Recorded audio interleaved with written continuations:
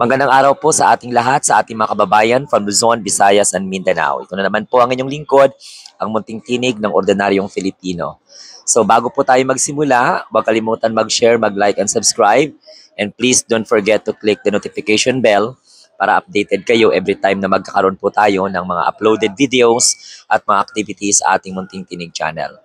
Ang pag-usapan natin mga kababayan, mga kamunting tinig ay ang tungkol po sa isiniwalat ng ni Saldico na mga ebidensya di umano at mga information tungkol po sa may kinalaman daw po ang Pangulong Bongbong Marcos tungkol po sa mga insertion at mga anomalya sa budget. At kasabwat daw po si Martin Romualdez.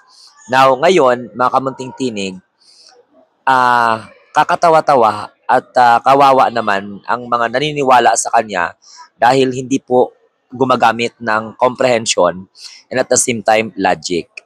Ngayon, kung sangko talaga ang Pangulong Bongbong Marcos sa mga katiwalian na ito, bakit kailangan pa niyang magtago? No? At sinabi po di umano niya na siya ay pinaalis ng bansa at hindi po pinabalik. Alam mo, kaya nga po kawawa yung iba natin mga kababayan dahil unang-una, lalong-lalo na po yung mga iilan na mga Duterte Die Hard supporters, hindi man lahat pero karamihan sa kanila, na may balak po pabagsakin ng gobyerno. Kaya kung sino man ang magsasalita laban sa Pangulo, ay kanila pong pinapatos at kanila pong, sinusunggaban. Alam ninyo mga kamunting tinig, ganito po yun. Kung totoo po ang mga pinagsasabi ni Salde, bakit kailangan niya pang magtago at kailangan niya pang umalis? At kung may kinalaman ng presidente, do you think hahayaan ng presidente na may isang tao na nakakaalam sa kung anuman ang mga korupsyon na kanyang ginagawa at kanyang inuutos? Di ba wala na yon? Liquidated na yon? O kung ano man yung mga term ninyo o pinapatay na para hindi po malaman kung ano yung katotohanan. So yun ang pinagsasabi ko. So ito po ay politics. So kaya mag-ingat po kayo. Gamit kayo ng konti ninyong logic. Okay? Hahayaan ba ni Pangulong Bongbong Marcos na may isang tao na nakakaalam, for example, ng katiwalian niya? Papatakasin pa ba? O di ba ang number one na maiisip natin is ipapatay na lang para at least wala pong mabubulgar. Kung yun ang katotohanan. Pero hindi. Okay? Kaya nga po nakakatawa. Kawawa lang din ang mga naniniwala, no? Hangga't hindi po sinumpaan na salaysay po ni Saldico yan, na actually, bigyan ko kayo ng idea, si Saldico ang chairman ng Committee on Appropriation, panahon po ni former Speaker Martin Romualdez. Okay? Siya po yung speaker. So, pwede ba yun? Hindi nakikialam ang Pangulo sa sabihin mo iutos ng Pangulo, i-insert ang 100 billion. Hindi pwede.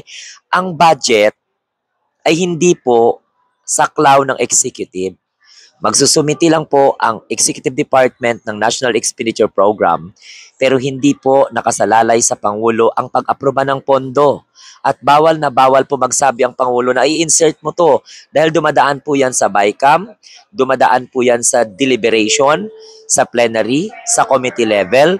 So napaka-imposible na pakialaman po ng Executive Department, lalong-lalo na ng Pangulong Bongbong Marcos o kahit na sino pang Pangulo ang pondo na isinusumiti every year. Kaya puro pawang kasinungalingan ang sinasabi. Actually, mas delikado pa nga sa BICAM eh.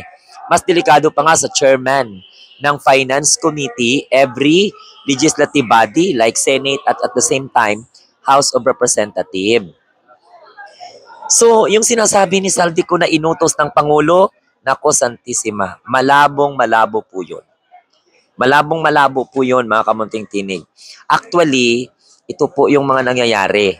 Ganito ha, meron po mga informations na bago po magkaroon ng rally, November 16, 17, and 18, na pamunuan ng isang napakalaking religion sa ating bansa, may sumabog na po na mga usap-usapan na talagang guguluhin at guguluhin nila.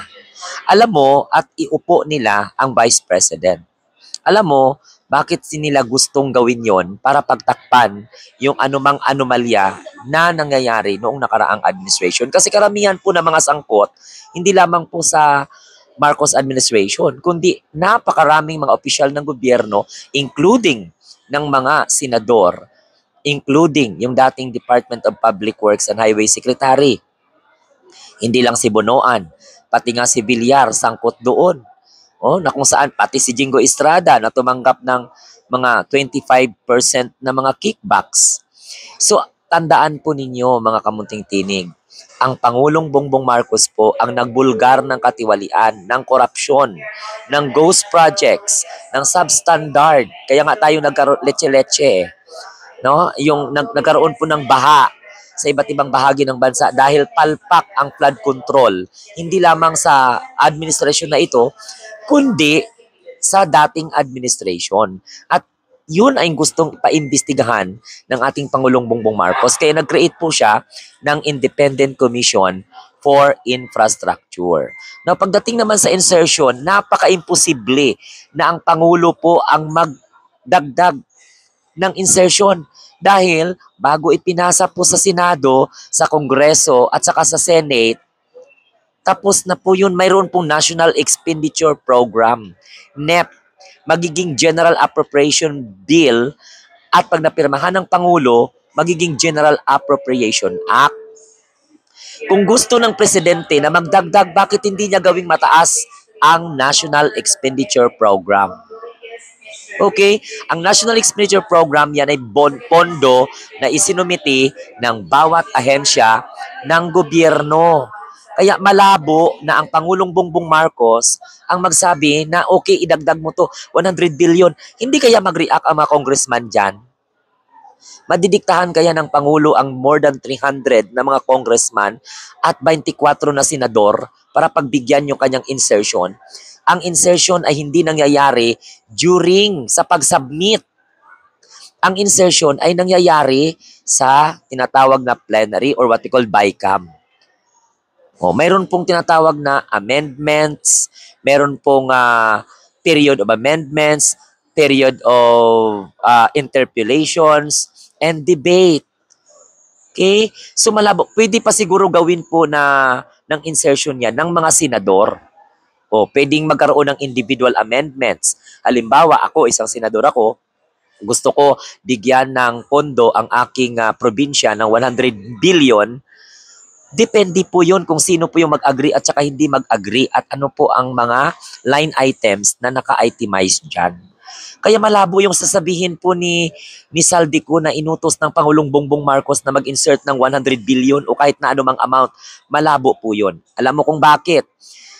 Kung hindi pakikialaman ng Kongreso, ng House at saka ng Senate ang budget, National Expenditure Program, okay na yun. Gets? So nagkaroon ng amendments sa plenary, sa committee level, and at the same time sa BICAM. So ang chairman ng Bicameral Committee at saka yung chairman ng Committee on Finance, both Senate, si Escudero at saka si Saldico during that time. How come na ituro niya sa Pangulo? Pwede pa nga siguro ituro ang Speaker of the House. Okay? Kasi nga meron tayong tinatawag na separation of power. Okay? Meron tayong tinatawag na separation of power. Meron tayong House of Representative. Mandato po ng House of Representative, both upper and the lower house, to scrutinize the budget. Bago po isubmit sa Office of the President for signing. So, magiging General Appropriation Act po yan. So, hindi pwede ng Pangulo ang mag-insert. Hindi po pwede Pangulo ang magsabing, idagdag mo to. Kasi nagsasubmit ang Executive Department ng National Expenditure Program. Yung National Expenditure Program, binubusisi po yan ng mga senador at ng mga congressman. Pinagdidibatihan po yan. So, di kaya ipakawala na naman ito. Itong si Saldico na to. Kung sincero ka, umuwi ka ng Pilipinas, okay, isubmit mo yung ebidensya mo, haharap ka sa Independent Commission for Infrastructure kasi anong sabi ng Pangulo, kahit ang sarili niya ay pwede pong imbestigahan. Kaya nga Independent Commission for Infrastructure. So therefore, ano kinakatakot mo? logic-wise, halimbawa ako, may alam ka sa akin. Normal talaga yan. For example, ang Pangulo, Bongbong Marcos. Alam ng Pangulong Bongbong Marcos kung totoo yung sinasabi mo, ikaw ang magpapahamak sa kanya. Bubuhayin ka pa ba? Na darating ang araw, lalantad ka at para sirain ako o gawan ako ng tawag nitong ibubulgar mong katiwalian ko. Kung totoo ha, kung totoo. Kaya nga po, nakakatawa kayo. No, sa mga naniniwala naman kay Saldico, Diyos ko, maghunos dili kayo. Gamitan nyo ng logic and comprehensions. Hindi maganda yung mga ganyan-ganyan na walang ibang ginawa kundi yung maniwala sa mga kasinungalingan. Pauwiin nyo si Saldico dito para malaman ng taong bayan ang katotohanan. Hindi na magbigay-bigay ka ng mga ganyan-ganyan. Para ano, kay dali ka lang mamatay, kay may sakit ka, kahit ano na lang gagawin mo, kagaguhan po yan. Okay? So hanggang sa muli, ito po ang inyong lingkod, ang munting tinig ng ordinaryong Pilipino nagsasabi, tayo po ay mga bagong Pilipino sa bagong Pilipinas. So huwag kalimutan mag-share, like, and subscribe. And please don't forget to click the notification bell para lagi kayong updated every time na magkakaroon po tayo once again ng activity sa ating munting tinig channel. Have a nice day and God bless.